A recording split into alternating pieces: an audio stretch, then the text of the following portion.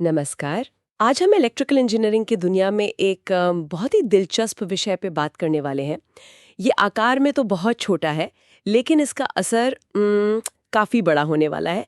हम बात कर रहे हैं नैनो टेक्नोलॉजी की। हमारे पास एक लेख है, नैनो टेक्नोलॉजी विद्युत इंजीनियरिंग में छोटे घटक बड़ा प्रभाव। और इसका जो मुख्य विचार है वो ये है कि जब हम चीज़ों को बिल्कुल परमाणु या आणविक स्तर पर, मतलब बहुत छोटे लेवल पर कंट्रोल करना सीख जाते हैं, तो हम बिजली के जो पुर्जे हैं, जो कंपोनेंट्स हैं, उन्हें बनाने का और उनके काम करने का तरीका ही बदल सकते हैं। सोचिए ज़रा, उपकरण और छोटे होते जा रहे हैं, तेज़ हो रहे हैं और ज़्यादा एनर्जी एफिशिएंट भी। तो आज हमारी इस गहरी पड़ताल का मकसद यही समझना है कि कैसे ये नन्हे नन्हे लगभग अदृश्य घटक हमारी ऊर्जा प्रणालियों पर, इलेक्ट्रॉनिक्स की अगली पीढ़ी पर और टिकाऊ इंजीनियरिंग पर इतना बड़ा असर डाल रहे हैं। है ना कमाल की बात कि कोई चीज़ इतनी छोटी हो और बदलाव इतना बड़ा ला सकती है। चलिए इसी पर और बात करते हैं। तो सबसे पहले ये समझते हैं कि जब किसी सामग्री को नैनो स्केल पर लाया जाता है, मतलब 1 मीटर का अरबवां हिस्सा, इतना छोटा, तो उसका व्यवहार इतना क्यों बदल जाता है। लेख में लिखा है कि उसकी जैसे बिजली कंडक्ट करने की क्षमता या मैकेनिकल ताकत, यहाँ तक कि लचीलापन भी बिल्कुल अलग हो सकता है, उसी चीज के बड़े टुकड़े से बिल्कुल अलग। ऐसा होता क्यों है? हाँ, ये बहुत अच्छा सवाल है शुरू करने के लिए, क्योंकि यही मतलब नैनो टेक्नोलॉजी का बेसिस है। यहाँ दिलचस्प बात यह है कि इस स्केल पर देखिए, पदार्थ के जो नियम है ना, वो थोड़े अलग ढंग से काम करते हैं। बड़े स्केल पर तो चीज़ें क्लासिकल फिजिक्स के हिसाब से चलती हैं, जैसे गुरुत्वाकर्षण या इलेक्ट्रोमैग्नेटिज्म, जैसा हम आमतौर पर समझते हैं। लेकिन जैसे ही आप नैनो स्केल तक सिकुड़ते हैं, तो क्वांटम मैकेनिक्स के जो असर हैं, वो हावी होने लगते हैं। Quantum mechanics. ओह, ये तो थोड़ा मुश्किल सा लगता है। क्या इसे थोड़ा आसान शब्दों में समझा सकते हैं? हाँ, हाँ, बिल्कुल। यूं समझ लीजिए, बड़े स्केल पर चीजें एक हाईवे पर चलती कारों जैसी हैं। उनका रास्ता, उनकी रफ्तार सब पता लगाया जा सकता है। पर नैनो स्केल पर कण वो एक अजीब से भीड़ वाले कमरे में उछलती गेंदों जैसे हो जाते हैं, जहां दीवारें यानी परमाणु की बाउंड्रीज और दूसरी गेंदें यानी दूसरे कण उनके व्यवहार पर अजीब तरह से असर डालते हैं। इलेक्ट्रॉन्स का व्यवहार जो करंट के लिए जरूरी है, वो बहुत बदल जाता है। और एक और बड़ी बात, सतह का क्षेत्रफल वॉल्यूम के मुकाबले बहुत ज्यादा हो जाता है। तो सतह पर जो केमिकल रिएक्शंस होते हैं, वो बहुत तेज हो जाते हैं। इन्हीं बदले हुए गुणों का इंजीनियर फायदा उठा रहे हैं असल में। अच्छा, तो ये क्वांटम असर और सतह के क्षेत्रफल का खेल है। समझ गई। लेख में कुछ खास नैनो मटेरियल्स का भी जिक्र है, जैसे कार्बन नैनो ट्यूब और ग्राफीन। ये इतने स्पेशल क्यों हैं? हाँ, कार्बन नैनोट्यूब्स या CNTs और ग्राफीन, ये दोनों ही कार्बन के रूप हैं, पर इनकी नैनो स्केल बनावट इन्हें कमाल के गुण देती है। कार्बन नैनोट्यूब को आप ऐसे समझ सकते हैं जैसे कार्बन परमाणुओं के जालीदार चादर को एक पतली सी ट्यूब में लपेट दिया हो। ये बनावट उन्हें स्टील से भी ज्यादा मजबूत बनाती है, लेकिन वजन में बहुत हल्के होते हैं। और साथ ही इलेक्ट्रॉन्स इस ट्यूब से बड़ी आसानी से गुजर सकते हैं, तो ये बिजली के बहुत अच्छे कंडक्टर बन जाते हैं। और ग्राफीन, वो भी कार्बन ही? हाँ, ग्राफीन तो देखिए और भी कमाल की चीज़ है। ये कार्बन परमाणु की सिर्फ एक परत है, सोचिए, बस एक एटम जितनी मोटी। ये अब तक का सबसे पतला पदार्थ है जो हमें पता है। अविश्वसनीय रूप से मजबूत है, लगभग पारदर्शी और शायद बिजली का सबसे अच्छा संवाहक भी। इसकी जो सपाट सिंगल लेयर बनावट है, वो इलेक्ट्रॉनों को लगभग बिना किसी रुकावट के चलने देती है। इन्हीं असाधारण गुणों की वजह से, जैसा लेख में बताया गया है, इन चीज़ों का इस्तेमाल अल्ट्रा फास्ट इलेक्ट्रॉनिक उपकरण बनाने में हो रहा है। मतलब ऐसे ट्रांजिस्टर्स जो आज की सिलिकॉन तकनीक से कहीं ज़्यादा तेज काम कर सकें। और इनसे बहुत ही कुशल तारें भी बन सकती हैं, जिनसे बिजली भेजने में जो एनर्जी लॉस होता है, वो बहुत कम हो जाएगा। तो ये सिर्फ चीजों को छोटा करना नहीं है, बल्कि नैनो बनावट से बिल्कुल नई और बेहतर क्षमताएं पाना है। ये बुनियादी बातें तो समझ में आ रही हैं, लेकिन इनका असल दुनिया में, खासकर एनर्जी सेक्टर में क्या असर पड़ रहा है? लेख में ऊर्जा भंडारण और रूपांतरण में क्रांति लाने की बात कही गई है। बिल्कुल। और ऊर्जा शायद उन क्षेत्रों में से एक है जहां नैनो टेक्नोलॉजी का सबसे बड़ा, सबसे साफ असर दिख सकता है। लेख नैनो स्ट्रक्चर्ड इलेक्ट्रोड्स की बात करता है, खासकर बैटरी के लिए। इसका मतलब है कि बैटरी के अंदर जो इलेक्ट्रोड होते हैं, जहां वो केमिकल रिएक्शन होते हैं, उन्हें नैनो स्केल पर डिजाइन किया जाता है। और उससे बैटरी बेहतर कैसे हो जाती है? इसकी मुख्य वजह है सतह का क्षेत्रफल। जब आप इलेक्ट्रोड के मटेरियल को नैनो कणों या नैनो संरचनाओं से बनाते हैं, तो उसका कुल सरफेस एरिया बहुत ज़्यादा बढ़ जाता है। इसे ऐसे सोचिए जैसे एक बड़ा पत्थर है और उतनी ही वजन की रेत है, तो रेत का कुल सरफेस एरिया कहीं ज़्यादा होगा ना। हाँ बिल्कुल। बैटरी में ज़्यादा सरफेस एरिया का मतलब है कि चार्ज और डिस्चार्ज के टाइम आयनों के आने जाने और रिएक्शन करने के लिए ज़्यादा जगह है। जिसका मतलब हुआ। इसका मतलब हुआ दो बड़े फायदे। पहला, बैटरी ज़्यादा एनर्जी स्टोर कर सकती है क्योंकि रिएक्शन के लिए ज़्यादा एक्टिव मटेरियल मौजूद है, यानी आपकी डिवाइस ज़्यादा देर चलेगी। और दूसरा, ये रिएक्शन बहुत तेज़ी से हो सकते हैं जिससे बैटरी बहुत जल्दी चार्ज हो सकती है। लेक इसी तरफ इशारा कर रहा है कि शायद भविष्य में मोबाइल फ़ोन या इलेक्ट्रिक कार की बैटरी मिनटों में चार्ज हो जाए। मिनटों में चार्ज। अरे वाह, ये तो सच में खेल बदल सकता है। लेकिन क्या इस टेक्नोलॉजी के साथ कुछ चुनौतियां भी हैं? मतलब क्या ये नैनो स्ट्रक्चर्ड बैटरीज टिकाऊ होती हैं या फिर इन्हें बड़े पैमाने पर बनाना महंगा पड़ता है? हाँ, ये एक बहुत ज़रूरी सवाल है।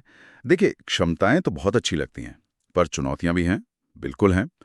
नैनो स्ट्रक्चर्ड मटेरियल कभी-कभी थोड़े कम स्थिर हो सकते हैं। मतलब बैटरी की लाइफ शायद पारंपरिक बैटरी जितनी लंबी ना हो, बार-बार चार्ज डिस्चार्ज करने से वो बनावट टूट सकती है। और हाँ, बड़े पैमाने पर इन नैनो मटेरियल्स को बनाना अभी भी महंगा और थोड़ा मुश्किल हो सकता है, जिससे कीमत बढ़ जाती है। तो रिसर्चर्स न सिर्फ परफॉर्मेंस सुधारने पर काम कर रहे हैं, बल्कि इन बैटरियों को टिकाऊ, सुरक्षित और सस्ता बनाने पर भी जोर दे रहे हैं। लेक शायद इन मुश्किलों का सीधा जिक्र न करे, पर ये प्रैक्टिकल चीजें बहुत मायने रखती हैं। हाँ, ये एक बैलेंस नजरिया देता है। अच्छा, ऊर्जा रूपांतरण की बात करें तो लेख में सौर सेलों के लिए नैनो स्केल कोटिंग्स का भी जिक्र था। ये कैसे काम करती हैं? देखिए, सौर सेल बिजली बनाने के लिए सूरज की रोशनी सोखते हैं, लेकिन वो बाहर के माहौल में रहते हैं, हमेशा धूल, नमी, बारिश, तापमान का उतार चढ़ाव। ये चीजें वक्त के साथ उनकी एफिशिएंसी कम कर सकती हैं, उन्हें नुकसान पहुंचा सकती हैं। नैनोस्केल कोटिंग्स एक बहुत ही पतली, अक्सर पारदर्शी सुरक्षा परत की तरह काम करती हैं। ये कोटिंग्स पानी और धूल को सतह पर टिकने नहीं देती, हाइड्रोफोबिक और सेल्फ क्लीनिंग इफेक्ट होता है, जिससे सेल साफ रहते हैं और बेहतर काम करते हैं। कुछ नैनो कोटिंग्स तो लाइट के रिफ्लेक्शन को कम करके और एब्जॉर्प्शन को बढ़ाकर सेल की एफिशिएंसी भी सुधार सकती हैं। तो इससे वो ज्यादा टिकाऊ बनते हैं और लंबे समय तक ठीक से काम करते रहते हैं। तो बेटर बैटरी और ज्यादा टिकाऊ सौर सेल। अच्छा, अगर हम इन दोनों को साथ में देखें तो रिन्यूएबल एनर्जी के भविष्य के लिए इसका क्या मतलब है? हाँ, अगर हम इसे बड़ी तस्वीर से जोड़कर देखें तो मतलब बहुत बड़ा है। देखिए, रिन्यूएबल एनर्जी सोर्स जैसे सोलर और विंड, ये रुक रुक कर काम करते हैं। सूरज हमेशा नहीं चमकता, हवा हमेशा नहीं चलती, है ना? हाँ बिल्कुल। तो एनर्जी स्टोरेज यानी बैटरी उनकी प्रैक्टिकलिटी के लिए बहुत जरूरी है।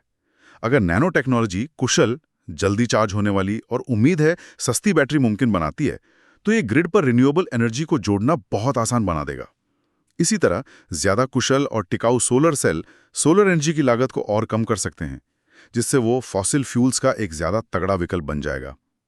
ये नई चीजें सीधे सीधे ग्लोबल सस्टेनेबिलिटी लक्ष्यों में मदद करती हैं, जैसे कार्बन एमिशंस कम करना, क्लाइमेट चेंज से लड़ना। ये ऊर्जा बनाने, स्टोर करने और बांटने के पूरे इंफ्रास्ट्रक्चर को बदल सकता है, सिस्टम को ज्यादा लचीला, डिसेंट्रलाइज्ड और कुशल बना सकता है। ये तो वाकई एक बहुत उम्मीद जगाने वाली तस्वीर है। अच्छा, एनर्जी के अलावा लेख में उपकरणों के मिनिएचराइजेशन यानी चीजों को छोटा बनाने पर भी जोर दिया गया है। नैनो टेक्नोलॉजी इसमें कैसे मदद कर रही है? देखिए, मिनिएचराइजेशन तो दशकों से इलेक्ट्रॉनिक्स में एक मेन ट्रेंड रहा है। माइक्रोचिप्स लगातार छोटी और ज्यादा पावरफुल होती गई हैं। नैनो टेक्नोलॉजी इस ट्रेंड को एक बिल्कुल नए लेवल पर ले जा रही है। जब आप कंपोनेंट्स को नैनो स्केल पर बना सकते हैं, तो आप अविश्वसनीय रूप से छोटे सेंसर्स, एक्चुएटर्स, प्रोसेसर्स बना सकते हैं, और अक्सर बेहतर परफॉर्मेंस के साथ। इसके कुछ ठोस उदाहरण क्या हो सकते हैं? कहाँ इस्तेमाल हो रहा है ये सब? लेख में कुछ इशारे तो हैं, जैसे मेडिकल फील्ड में सोचिए। नैनो सेंसर्स इतने छोटे हो सकते हैं कि उन्हें खून में इंजेक्ट किया जा सके, ताकि वो बीमारियों का बहुत शुरुआत में पता लगा लें। या फिर पहनने वाले पैच में लगा लिए जाएं, जो लगातार ब्लड शुगर या हार्ट रेट जैसे जरूरी हेल्थ पैरामीटर मॉनिटर करें और डेटा सीधे डॉक्टर को भेजें। अरे वाह! ज्यादा सटीक रूप से मैनेज करने, फेलियर का तुरंत पता लगाने और एनर्जी की बर्बादी कम करने में मदद कर सकते हैं। पर्यावरण की निगरानी के लिए भी अल्ट्रा सेंसिटिव नैनो सेंसर बन रहे हैं, जो हवा या पानी में प्रदूषकों का पता लगा सकें। तो मतलब हम चीजों को सिर्फ छोटा ही नहीं कर रहे हैं, बल्कि उन्हें ज्यादा जागरूक और रिस्पॉन्सिव भी बना रहे हैं। इसके फायदे तो साफ हैं: पोर्टेबिलिटी, कम बिजली की खपत और अलग-अलग कामों के लिए ढल जाने की क्षमता। बिल्कुल। और ये मिनिएचराइजेशन सिर्फ मौजूदा डिवाइसेस को छोटा करना नहीं है, ये बिल्कुल नई फंक्शनैलिटीज को भी मुमकिन बना रहा है जो पहले संभव ही नहीं थी। और हाँ, इसका इंजीनियरों और छात्रों के लिए भी गहरा मतलब है। नैनो टेक्नोलॉजी सच में एक नया मोर्चा खोल रही है और ये स्वाभाविक रूप से इंटरडिसिप्लिनरी है। इंटरडिसिप्लिनरी, इसका क्या मतलब है इस कॉन्टेक्स्ट में? इसका मतलब है कि नैनो टेक्नोलॉजी में काम करने के लिए सिर्फ इलेक्ट्रिकल इंजीनियरिंग जानना काफी नहीं है। जैसा लेख भी इशारा करता है, आपको क्वांटम फिजिक्स की समझ होनी चाहिए कि नैनो स्केल पर पदार्थ कैसे बर्ताव करता है। आपको मटेरियल साइंस का ज्ञान चाहिए ताकि आप सही नैनो मटेरियल चुन सकें, बना सकें। और फिर आपको इलेक्ट्रिकल इंजीनियरिंग के सूत्र इस्तेमाल करके इन मटेरियल्स को फंक्शनल डिवाइसेस में डिज़ाइन और इंटीग्रेट करना होगा। इसके अलावा एप्लीकेशन के हिसाब से आपको केमिस्ट्री, बायोलॉजी या मैकेनिकल इंजीनियरिंग की भी ज़रूरत पड़ सकती है। तो ये वाकई अलग-अलग फील्ड्स के संगम पर है। ये भविष्य के इंजीनियरों और रिसर्चर्स के लिए क्या मौके और क्या चुनौतियां लाता है? मौके तो बहुत बड़े हैं। ये फील्ड बिल्कुल अत्याधुनिक है और इसमें electronics, energy, health care, robotics, communication, पर्यावरण टेक्नोलॉजी जैसे अनगिनत उद्योगों में क्रांति लाने की क्षमता है। जो छात्र और पेशेवर नैनो स्केल डिज़ाइन, फैब्रिकेशन यानी निर्माण और कैरेक्टराइजेशन यानी गुणों की जांच में महारत हासिल करते हैं, वो इनोवेशन में सबसे आगे होंगे। चुनौती ये है कि ये एक तेज़ी से बदलता हुआ क्षेत्र है। इसके लिए लगातार सीखते रहने और अलग-अलग विषयों के बीच कनेक्शन बनाने की क्षमता चाहिए। ये एक महत्वपूर्ण सवाल उठाता है कि शिक्षण संस्थान और इंडस्ट्री भविष्य के पेशेवरों को इस जटिल और परिवर्तनकारी क्षेत्र में प्रभावी ढंग से योगदान करने के लिए कैसे तैयार कर सकते हैं। उन्हें सिर्फ तकनीकी हुनर ही नहीं, बल्कि इंटरडिसिप्लिनरी सोच और प्रॉब्लम सॉल्विंग स्किल्स भी विकसित करनी होंगी। तो अगर हम इस पूरी बातचीत को समेटें तो निचोड़ क्या निकलता है? ऐसा लगता है कि नैनो टेक्नोलॉजी भले ही हमारी आंखों से न दिखे, इलेक्ट्रिकल इंजीनियरिंग के लगभग हर पहलू पर एक गहरा और बदलने वाला असर डाल रही है। सही कहा आपने। ये सिर्फ मौजूदा कंपोनेंट्स में छोटे-मोटे सुधार लाने की बात नहीं है, बल्कि ये पूरी तरह से नई संभावनाओं और क्षमताओं के दरवाजे खोल रहा है। जिस तरह से हम बिजली बनाते हैं, स्टोर करते हैं, बेचते हैं और इस्तेमाल करते हैं, नैनो स्केल इनोवेशन इन सभी प्रक्रियाओं को फिर से परिभाषित करने की ताकत रखते हैं। बेहतर और तेज कंप्यूटिंग, ज्यादा कुशल ऊर्जा प्रणालियां, बेहद संवेदनशील सेंसर्स, टारगेटेड दवा वितरण सिस्टम, ये सब नैनो टेक्नोलॉजी की नींव पर बन सकते हैं या बन रहे हैं। लेख का निष्कर्ष भी यही कहता है कि सबसे छोटे घटक सबसे बड़े प्रभाव पैदा करने के लिए तैयार हैं। ये वाकई सोचने पे मजबूर करता है कि कैसे परमाणु और अणु के लेवल पर काम करके हम अपनी पूरी टेक्नोलॉजी की दुनिया और शायद समाज को भी बदल सकते हैं। तो आज की इस विस्तृत चर्चा में हमने कई मुख्य क्षेत्रों पर बात की। हमने देखा कि कैसे नैनो स्केल पर सामग्री के गुण मौलिक रूप से बदल जाते हैं, खासकर क्वांटम प्रभावों के कारण। हमने ऊर्जा प्रणालियों पर इसके जबरदस्त असर की चर्चा की, जैसे बैटरी को तेज और ज्यादा क्षमता वाला बनाना और सौर सेलों को ज्यादा टिकाऊ और कुशल बनाना।